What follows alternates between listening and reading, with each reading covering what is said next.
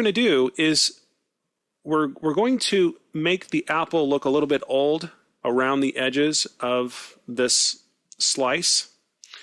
For an example, I can bring in the other image that I created before, and if you look at the edges, you can see how they're kind of, it looks like they're a little bruised around the edges. I thought that was totally cool, so let's go ahead and do that to this apple over here.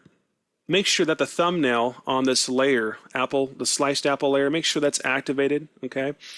And then over here on the toolbar, you'll find the burn tool, okay?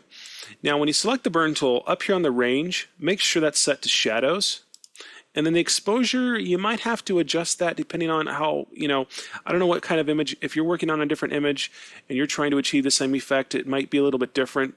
But I'm going to leave it at about 70 or 85% right now and just come in here. Better yet, I'll probably duplicate this sliced apple layer because I don't want to directly work on this layer. If I make a mistake, then there's no way of, I can undo, but if I can't undo, then I'm pretty much out of luck. So I'm going to make a duplicate of that sliced apple layer and work off that layer instead. But I'm going to come through here and just paint around the edges, burning the edges with this tool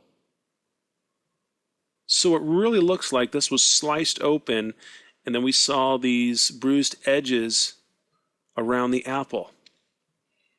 Now I didn't go in the kitchen and slice an apple and actually see if this is what it really looks like. So if this is not right, then I am really sorry. But I just thought this looked so much better having it this way.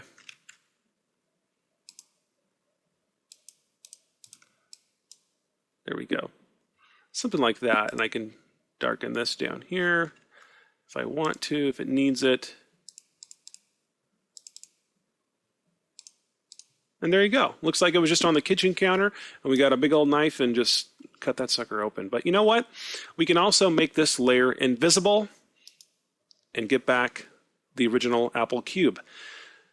So you can do it either way. And you can have the slices anywhere on the apple that you want. And what I'll do is just merge this top layer here in with the sliced layer below it. We could also lower the opacity of this burnt layer. And so we can adjust how much of that bruised area that we want. But I like it full blast, I think, or I'm just going to turn it down a little bit. And then I'll merge this layer down into the sliced apple by coming up here to layer and selecting merge down. And it'll ask me, yes, let's just go ahead and apply that. That's fine. And there you have it, folks. That is the square apple sliced. I hope you enjoyed it, and for those of you that are warping your fruit into different objects and shapes, and go ahead and send them to me. I want to look at them and check them out. I'd love to see them. This is just, it's so much fun.